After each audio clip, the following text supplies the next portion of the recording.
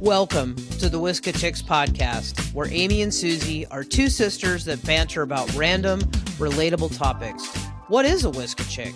Well, it's a term our beloved Nana used for anything random, so instead of saying thingamajig or doodad, she would say Whiska Chick. We are here to have fun, a lot of laughs, and to spread joy and mindfulness. Give a listen. You may learn something or have an aha moment or two. We dedicate this creative endeavor to our Nana, whose most powerful saying was, "Be true to yourself." Hello, everyone, and welcome back to the Whiska Chicks podcast. I'm Suzie. And I'm Amy. And today we have an exciting episode for you. First of all, it's episode 40. Whoa. We hit a landmark. We're 40 episodes old. The big 4-0. That's right. We're the big 4-0. Today we are going to be doing part 2 of our Zodiac series as we go around the Zodiac wheel of the year. And today we're going to be covering Taurus. Taurus season. So if you are a Taurus or there's a Taurian in your life, whether it be personal or at work God or help whatever. You. No. Just kidding. They're a fellow earth sign for me. Anyway. Yes. I have to say, of all the earth signs, for me personally, I find Taurians, if that's the word, to be the most challenging. Well, Virgo would be second. Capricorn would be third.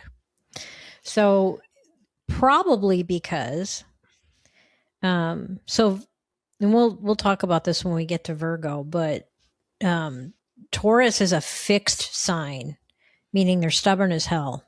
They're stuck in their ways.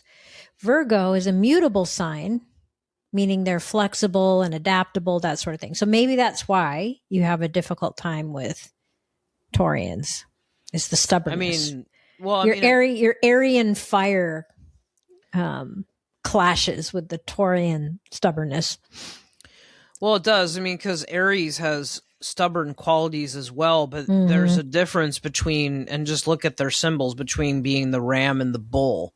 I mean, this bull Taurus shit, they dig in and they do not move. They do not move or budge until and they're patient as hell. They will wait it out, which man. makes me nuts. I know, because you want it like now. I mean, I guess in that way, Taurians can be good for me, but they challenge me. They challenge me a lot. And it's interesting, too, because Taurus is ruled by Venus, which is the planet of love.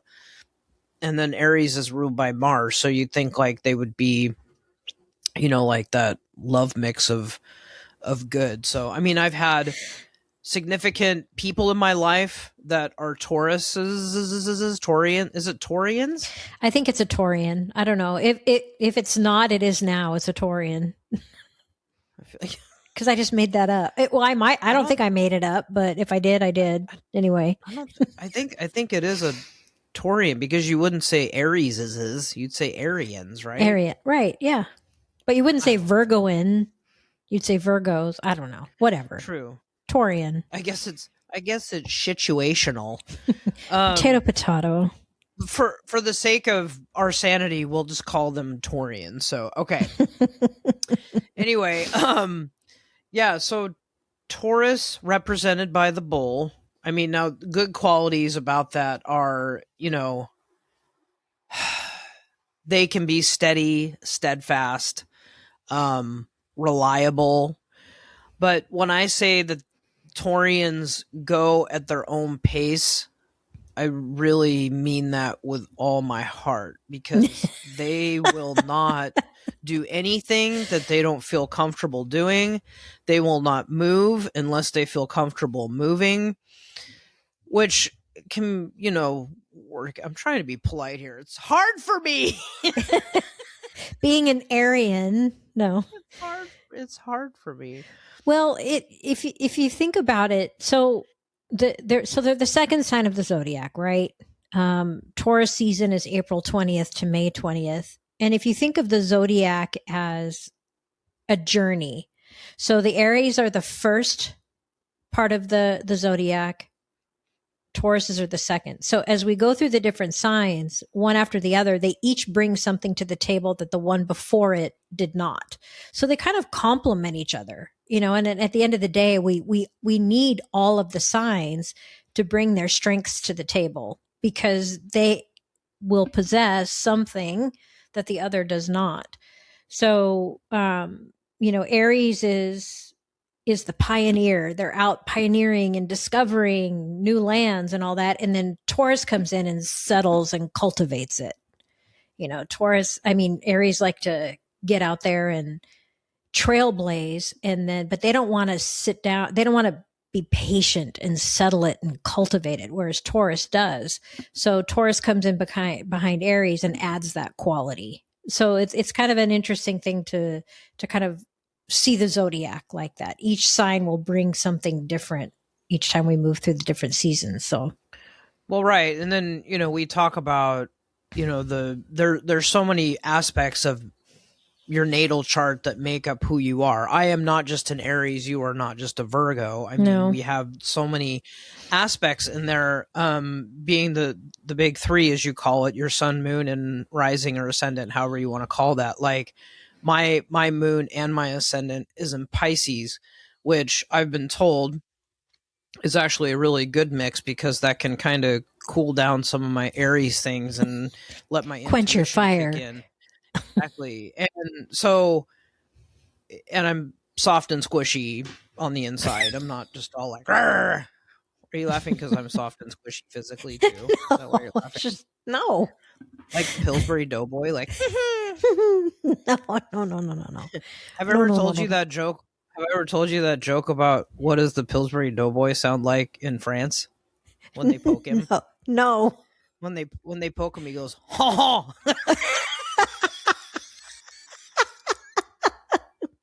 Sidebar free joke for the day. Feel free to use it. But speaking of the Pillsbury Doughboy, though, he kind of looks like a Taurus.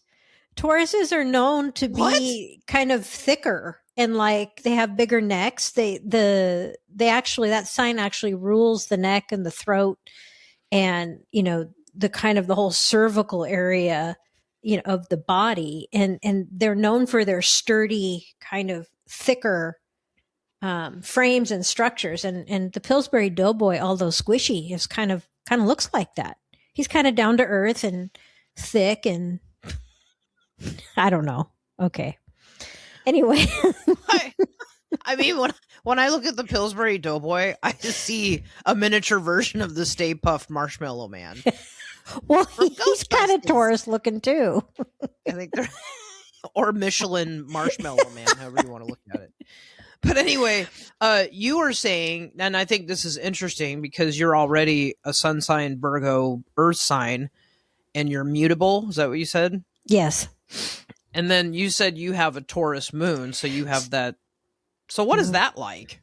So having a Taurus moon, so the moon rules emotions, right? That's kind of your, it's not your ego and all that. It's your emotion. So that puts me, the Taurus being a fixed sign, I can be a little bit more stubborn emotionally. It takes me longer to get over stuff and to push through stuff. And I tend to dwell and stir and I can be a little my way or the highway. This is how I feel. So that's how everybody else should be feeling. And that's one of the things that I've had to evolve over time. I used to be way worse. And I would bring that into my relationships and stuff. I used to be way worse with that than I am now. Now I can kind of recognize it, but, it does put you emotionally stubborn, and, sometimes it does take me a while to kind of push through things. I tend to dwell on stuff and, so I have some of those qualities in addition to Taurus. Taurians are they're frugal with their money, but they're also materialistic. They like nice things. And I am exactly like that. I am, I don't just go buy stuff to buy stuff. When I have expensive taste. It's like, and I like nice things. I've treated myself to those things through the years. You know, I like to live in a nice house. I like to, you know, so it's like I have that materialistic streak in me, and I think I've gotten better over the years at not attaching to things. But I've always liked to shop. I like, you know, shiny pretty things and shoes, and I still have a bit of a shoe problem. But you know, that Taurus moon is kind of driving that. But then I think the Virgo sun balances that out a little bit. But yeah, I have way more Virgo in my chart than I do anything else. I've got like 5 major planets in Virgo. So I am quite Virgo. But that Taurus is there looming. that whole Well, you know, have you ever met people that are triple their sun sign? Like, I know someone that's a Gemini, sun, moon, and rising. Can you imagine being a triple Taurus? Oh my God, no. No. That would be. You wouldn't have any friends. You'd be living alone in a cave. I'm just kidding. That's mean. I don't mean that. What if someone's a triple Taurus out there? But hopefully you have other placements that balance that out. Yeah. So, but you know, the stubbornness of a Taurus also can have like some good qualities to it, because absolutely. They will persevere and see things through. Like keep pushing to the end. Like they don't give up, where I typically am like, what's that over there? I don't like what's going on here. And I just go like, bye. So, that I have been in a romantic relationship with a Taurus, and can say I have never felt more challenged. I've never felt more irritated. And I have never felt so loved and adored and taken care of as I did with a Taurus. I can say that for a fact. Like love of my life situation. Like, but it was fun sometimes. But yeah, no, Tauruses bring a lot of love, sensuality. They bring patience. They do that stubbornness. And like Susie said, it's not always negative. You know, being stubborn can help you persevere and stick to things and stick it out. We need people in this world like that will see things through and not give up. And a strong Taurus will outweight anybody and anything. And sometimes that's important, you know. In the work environment, that's super important. They're persistent, and they have relentless drive, and they'll take an idea. If you've got someone in the workplace who's more the visionary, like I was alluding to before, you know, Taurus will then take that vision and build something and see it through to execution. So Taurians they're very kind and loving people, very earthy. So especially, you know, their ruler is Venus, which is the planet of love. So it's just that their quality is fixed. So sometimes that can work against them. Other times it can really work for them. So yeah, totally. It's funny because I have in front of me some stuff about Taurus. So the tarot card, or do we say tarot or tarot? Doesn't matter. I say tarot. It's potato.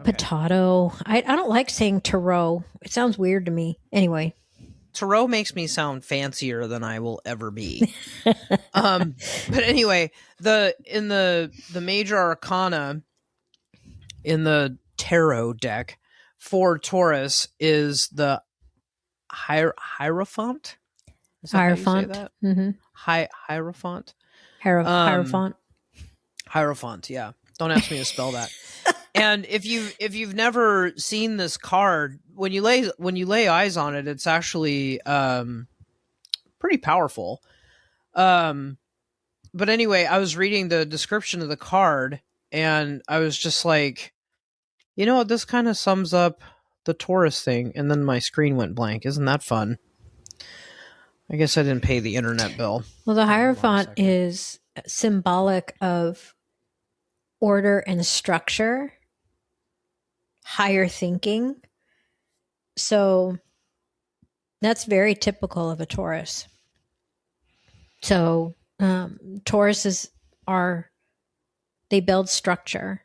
And that it's funny because in Ayurveda, Kapha, one of the doshas, which is the dosha of structure and sturdiness and slow, controlled, patience, loving, calm. Most Tauruses are of the Kapha dosha. I know we've talked a little bit about Ayurveda here and there on our podcasts, but it's so funny how all these things just kind of tie together. Whether you're looking at an ancient medicine like Ayurveda, you're looking at the Zodiac, you're looking at the tarot deck and the major arcanas and the signs they represent. So it's just, I just love how it all kind of is synchronous and it all ties together. Totally. So I finally got this back up. And of course the Hierophant in the major arcana is card number 5, meaning probably associated with the month of May. So anyway, the Hierophant represents tradition, structure, and spiritual wisdom. As a fixed earth sign, Taurus aligns with this card's themes of stability, earthly connection, and established beliefs. So, I mean, whenever the Hierophant comes up in a tarot card reading, I always feel like that's like a really good thing. It is. You know, and I think the biggest key point I always take away from that is that spiritual wisdom. And I think it's because, and the Hierophant, I mean, he kind of looks like he's sitting in a chair and he's probably just like, I ain't moving. He's going to sit here and ooze spiritual wisdom. No, but I got Taurus energy. I'm going to sit here till I die. Yeah. But it's a, you know, it's almost like what is the word I'm looking for? Like an oracle. Yeah. Like a spiritual oracle, like of wisdom. And it takes a calm, stable, sturdy mind to do that. And I think so it's a very good representation of Taurus. And you know, it's funny you just said that, but back in is it Greek? In Greek mythology, all the gods and goddesses, the temples, their symbol was the bull. Right. And the Minotaur was the earth bull that was half man, half bull. But the ruling god, like in the city of Atlantis, supposedly, and all that, was the bull. They worshipped that symbol. And so I'm sure it has something to do with that. I mean, tying it back into the Hierophant and being an oracle, because the oracles like used bull energy. So it's interesting that you said that. I mean, speaking of, I always feel like Tauruses will call me out on my bullshit. I don't mean that as a joke. Like, I really. But they'll do it in a gentle way. They'll do it in a gentle way. Tauruses tend to be non-confrontational. I mean, now that's not straight across the board. I mean, if you anger them, I'm sure they'll get riled up just like anybody else, but it probably takes quite a bit to really get them going. I know all the Tauruses I've known have just been so grounding for me. I've had a couple of work partners that were Taurus men, and they're some of the best coworkers I've ever had. But they are dependable as hell. But yeah, just associated with, you know, being an earth sign, color green really resonates with Taurus. And if you can see like bulls eating rich green grass on planet Earth, like that type of situation. But, you know, I find most, I can't even talk. All the earth signs I feel have the ability to be very, I don't know if the first word that's coming to my head is like stoic. Like when they get information, they don't blurt stuff out. They don't like react. They like Yeah. sit on it and digest it and ponder it and mull it over and chew it up. And that's another thing that's challenging for me, where I'm just like, well, you got something to say it. You know, it's hard for me. Want it now. I want it now. But like I've had a lot of Taurus coworkers as well, where I was in a leadership position and I would have to give them direction or redirection, and they would always just be like, okay. And I was like, great. I mean, their head, they might be bitch, but I mean, you know, but great. But even though you have like this symbol of a bull with Taurus, which you Taurus, God, where, you know, you might see a ring in the nose and, you know, like the red cape, like Toto, which for me, that's the Aries. I'm the Matador. I'm like, come on, egg you on. But, you know, they, for something that is so like just girthy and strong and like impressive, beyond that is all of the good things, like just beauty and sensuality and that earthiness and all of that. So I feel like the bull more represents, you know, if you could just in a physical sense describe a Taurus, it would be a bull, but there's so much beyond that with, you know, how spiritual they are. And, but they don't feel the need to explain that. I think that's the other thing too. Like they don't have a facade of like, look at me, I'm this way and that way. You see the bull, but beyond that, there's a lot of treasure in there. Yeah, no, totally. Treasure. And they are an earth sign. Their color is green, but they are very much connected to nature. They seek answers in spirituality and nature typically. A good hike is great for a Taurian. They're such a gentle sign. And here at the Whiskey Chicks podcast, we often talk about responding, not reacting. And the Taurians are good responders. They, like you said, they don't just blurt it out. They'll digest, they'll sit on it a minute, and then they'll respond. And oftentimes, and I've seen this in, you know, I've worked in sales now, clinical sales for the last 14 years. And the Taurus partners I have had are so good, like bringing themselves to a lot. They bring something to like a sales call that no one else does. They're so just calming, and they just change the energy of the whole interaction. So they're very necessary folks in the Zodiac, especially since they're the ones we need them to cultivate and to execute and to see things through to the end. And they do it well. They have a very good eye for nice things, for art, they have a good ear for music. They, you know, all those things. So they're very aesthetically oriented. And so when they do a job, they're going to do it well, and they will execute. They may not be the original vision. They don't have to be out in front getting all the credit. They're a behind the scenes type of sign, which is good because we've got the signs that want to be in front of it all, you know, and it just creates nice balance. They're a very good sign. Huh? Are you directing that at me? No, it's not just the Arians aren't the only ones. I mean, the Leos really need to be out front, and we'll talk about them later in the year. I think Leos are worse than that at Aries, if I'm honest. But we'll wait. We'll save it for the Leo talk. This is really interesting. Some facts here. Taurus is one of the oldest recognized constellations, with its origins dating back to the Bronze Age and potential cave paintings from 15,000 BC. Yep. Historically, it marked the vernal equinox of spring. And in mythology, it's often linked to Zeus, the bull representing Zeus transforming into a magnificent white bull to seduce the Empress Europa, carrying her to Crete.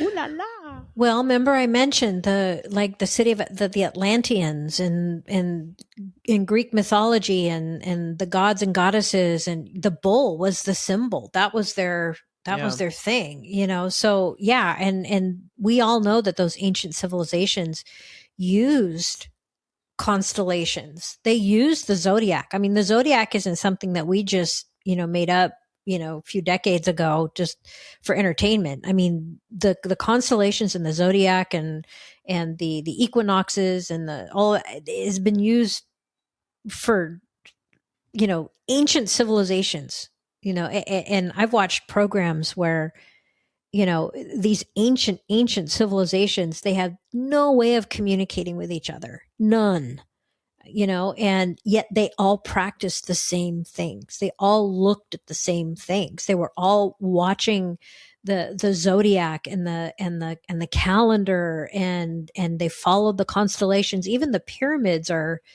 in Egypt. All the points, if you look at the points of the pyramids, from above, from the sky, they mark the stars in the Orion's belt. And I mean, so they were built in alignment with, I mean, it's just astounding how far back all this stuff goes.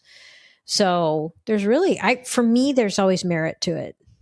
And they didn't have AI or Chat GPT. No, they couldn't Google anything.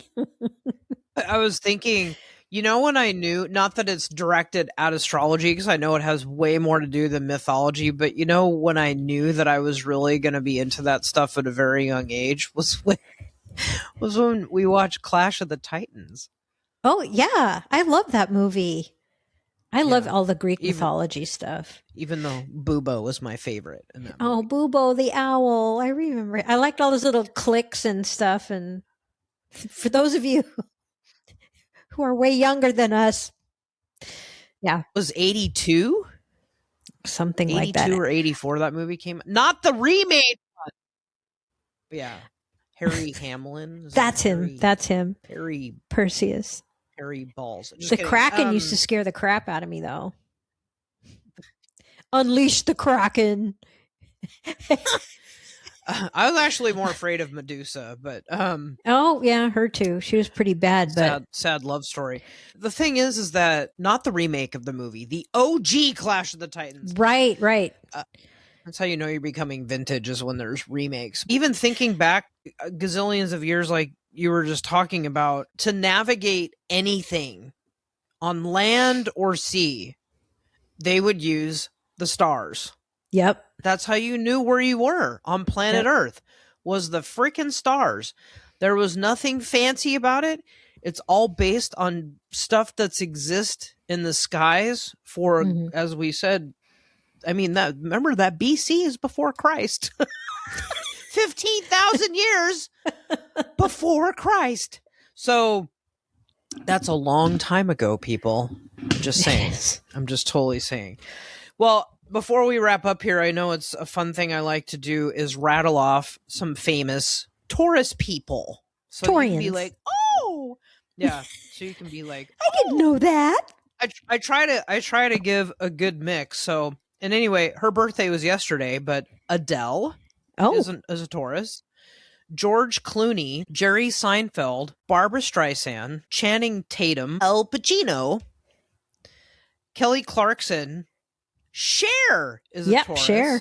I found this one very interesting. Queen Elizabeth II, who was the longest reigning British monarch.